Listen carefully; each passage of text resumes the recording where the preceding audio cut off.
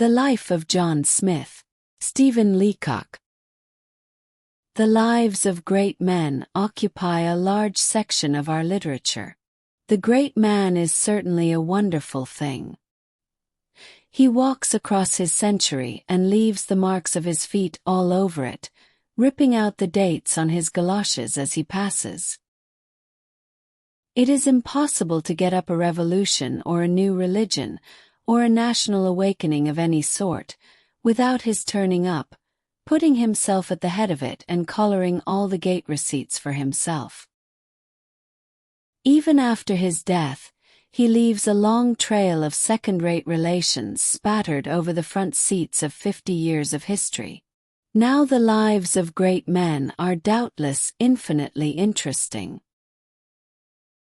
But at times I must confess to a sense of reaction and an idea that the ordinary common man is entitled to have his biography written too.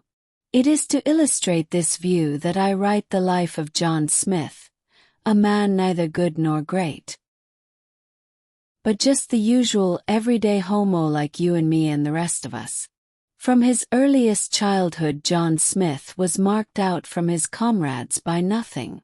The marvelous precocity of the boy did not astonish his preceptors. Books were not a passion for him from his youth. Neither did any old man put his hand on Smith's head and say, "Mark his words, this boy would someday become a man." Nor yet was it his father's wont to gaze on him with a feeling amounting almost to awe. By no means. All his father did was to wonder whether Smith was a darn fool because he couldn't help it, or because he thought it smart. In other words, he was just like you and me and the rest of us. In those athletic sports which were the ornament of the youth of his day, Smith did not, as great men do, excel his fellows. He couldn't ride worth a darn. He couldn't skate worth a darn. He couldn't swim worth a darn. He couldn't shoot worth a darn.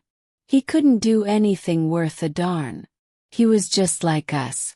Nor did the bold cast of the boy's mind offset his physical defects, as it invariably does in the biographies. On the contrary, he was afraid of his father. He was afraid of his school teacher. He was afraid of dogs. He was afraid of guns. He was afraid of lightning. He was afraid of hell. He was afraid of girls. In the boy's choice of a profession there was not seen that keen longing for a life work that we find in the celebrities. He didn't want to be a lawyer because you have to know law. He didn't want to be a doctor because you have to know medicine. He didn't want to be a businessman because you have to know business. And he didn't want to be a school teacher because he had seen too many of them. As far as he had any choice, it lay between being Robinson Crusoe and being the Prince of Wales.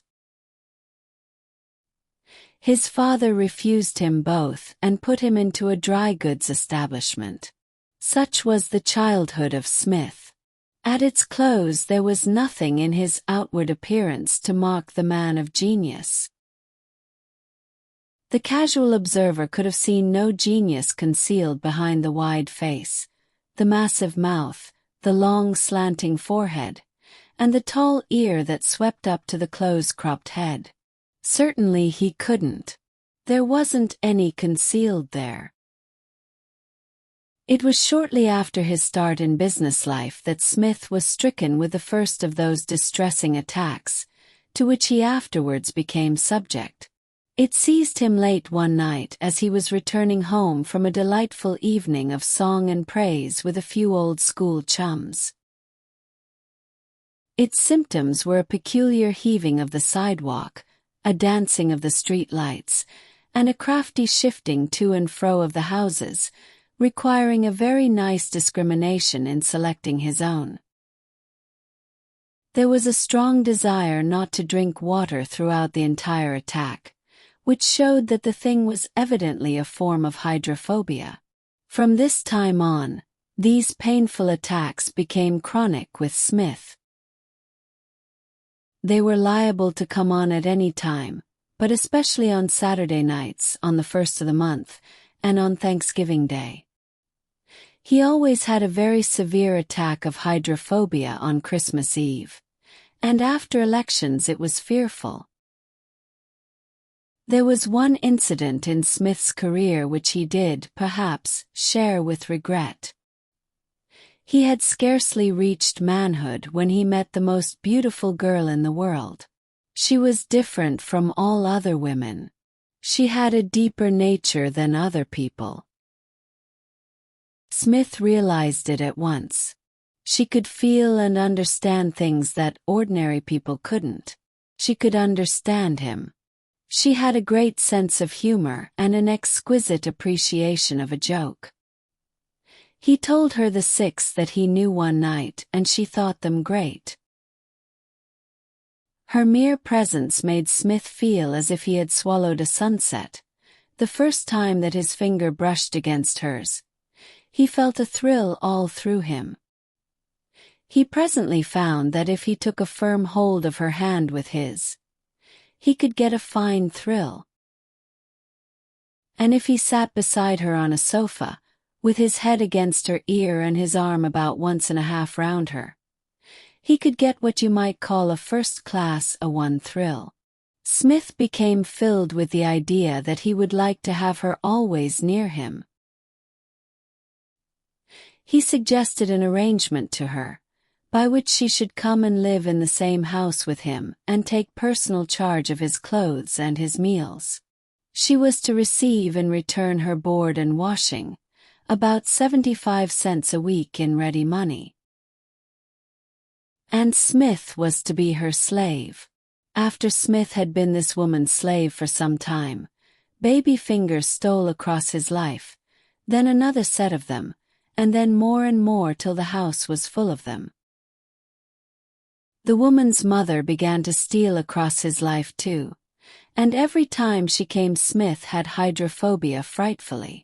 Strangely enough, there was no little prattler that was taken from his life and became a saddened, hallowed memory to him. Oh no, the little Smiths were not that kind of prattler.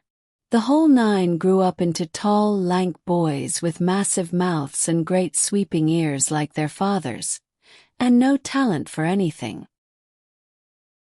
The life of Smith never seemed to bring him to any of those great turning points that occurred in the lives of the great.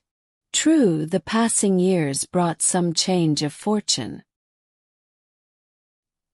He was moved up in his dry goods establishment from the ribbon counter to the collar counter, from the collar counter to the gents' panting counter, and from the gents' panting to the gents' fancy shirting. Then, as he grew aged and inefficient, they moved him down again from the gents' fancy shirting to the gents' panting, and so on to the ribbon counter. And when he grew quite old they dismissed him and got a boy with a 4-inch mouth and sandy-colored hair, who did all Smith could do for half the money. That was John Smith's mercantile career. It won't stand comparison with Mr. Gladstone's, but it's not unlike your own. Smith lived for 5 years after this. His sons kept him. They didn't want to, but they had to. In his old age, the brightness of his mind and his fund of anecdote were not the delight of all who dropped in to see him. He told 7 stories and he knew 6 jokes. The stories were long things all about himself, and the jokes were about a commercial traveler and a Methodist minister. But nobody dropped in to see him anyway, so it didn't matter. At 65 Smith was taken ill, and receiving proper treatment he died. There was a tombstone put up over him, with a hand pointing north-northeast. But I doubt if he ever got there. He was too like us.